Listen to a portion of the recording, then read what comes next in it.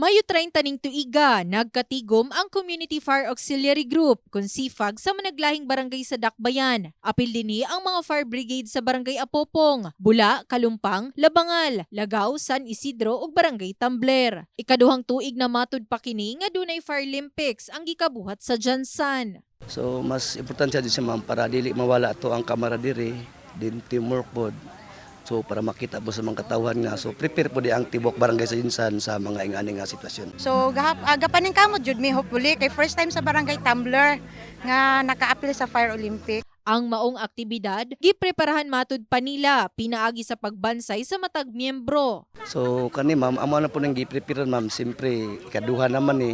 So pamilar na po namo kay everyday pod mi og na mga response sunog or biglar ang accident. So kami ga-response pod mi. Kagahapon is dito na jud mi nag-actual na jud mi nga with the fire truck namo nga naadyo yung mga tubig. Tumong sa maong aktibidad nga mas mabansay pa ang koordinasyon sa matag miyembro sa Fire Brigade.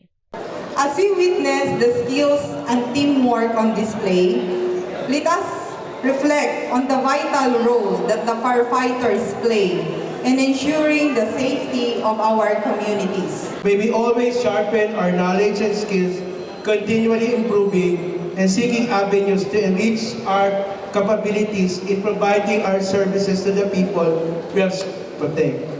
Luyo ni ini tumungsab nga mahatagan og adlaw aron maglingaw ang magikayong individual atol sa Fire Olympics 2024.